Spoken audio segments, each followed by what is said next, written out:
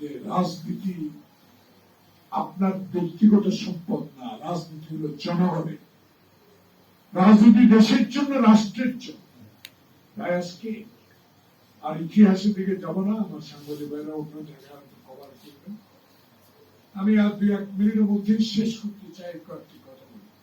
প্রতিক্রিয়া দেন আর না দেন, আমার নেতা মির্জা ফখরুল ইসলাম আলমগীর এটাকে ঐতিহাসিক বলেছে। কারণ এতদিন পরে ঐতিহাসিক বলার অর্থ, শাহাবুদ্দিন যদি 3 মাসে একটি নির্বাচন করতে পারে, 1 বছর আর 2 দিন পর পার হবে, ফেব্রুয়ারি মাসে যদি নির্বাচন ইনশাল্লাহ হয়, তখন হবে 11 মাস, 4 মাস, 1 বছর 4 মাস।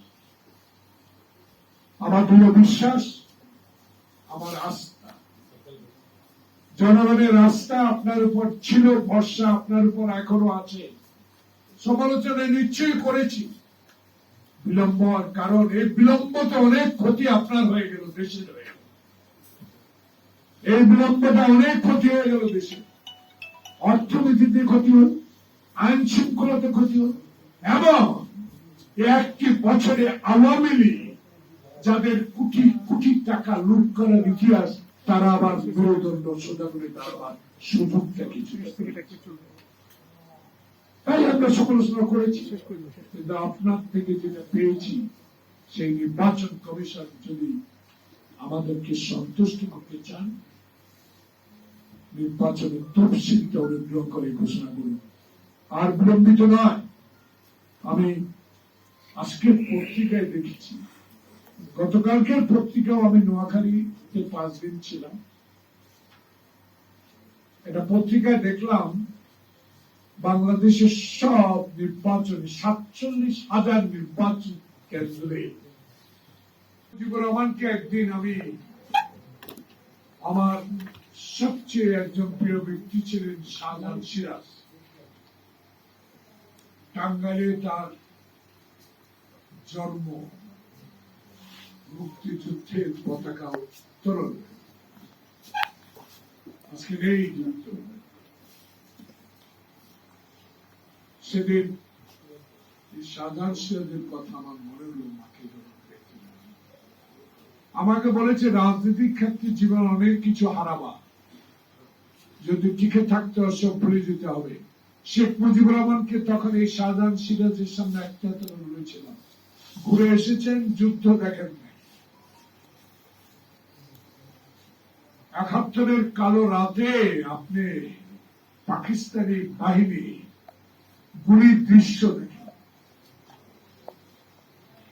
আপনি কিন্তু আমাদের বুদ্ধিজীবী যারা, যাদেরকে ধরে নিয়ে গেছে, তাদের পরিবারের কান্নাও দেখেন। কিন্তু আপনি আজকে রাষ্ট্রপতি, আপনার উচিত ছিল এই দেশে এসে সকল গুণীজনকে নিয়ে কথা বলা, যারা যুদ্ধ দেখেছে, যারা বুদ্ধিজীবী হত্যা দেখেছে, যারা মানুষের কথার জন্য খালি পেয়ে যুদ্ধ করেছে, মানুষের স্বাধীনতার জন্য, দেশের স্বাধীনতার জন্য, সেসব ব্যক্তি নিয়ে কথা বলেন। বুদ্ধিজীবী, বুদ্ধিমান, শিক্ষিত লোককে প্রধানমন্ত্রী করে আপনি একটা লাঠি হাতে 32 নম্বর বাড়িতে বসে থাকবেন।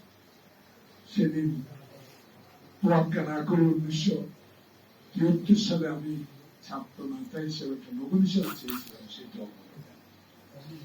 এত হিংসুটে লোক। আমি সেদিন, শাহজাহান সিরাজ আমাকে বলেছে, এর সাথে কোনো কথা বন্ধুরা, যে যারা আজকে ডক্টর ইউনূসকে প্রশ্নবিদ্ধ করে নির্বাচনে যাবেন না, আনুষ্ঠানিক এখনো কোনো কথা বলছেন না, শুধু প্রতিক্রিয়া জানালেন, তাদের উদ্দেশ্য করে বলতে চাই, বাংলাদেশের রাজনীতি বড় কঠিন। বাংলাদেশের সৎ ব্যক্তির রাজনীতি প্রচলন করেছেন শহীদ প্রেসিডেন্ট জিয়াউর রহমান। বাংলাদেশে খালেদা জিয়া আপসী নেতৃত্ব উপাধি লাভ করেছেন, তার কৃতিত্বের জন্য, আপসী নেতৃত্বের জন্য কারোর সাথে আল্লাহ ছাড়া মাথা নত করে।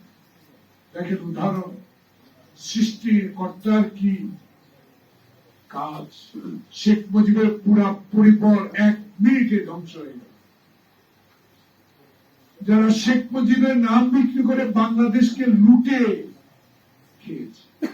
পার্শ্ববর্তী দেশ আমাদেরকে সহযোগিতার নামে যারা আমাদের গার্মেন্টস ফ্যাক্টরিকে সমস্ত মেশিনারি লুট করে নিয়ে গেছে, যারা বাংলাদেশে হাজার হাজার কোটি টাকার অস্ত্র লুট করে নিয়ে গেছে, তাদের পক্ষপাতিত্ব করার জন্য তাদের বিরুদ্ধে যখন কথা কেউ বললো, জলিল আমার প্রিয় নেতা, তাকেও কারাগারে দিতে হয়েছে।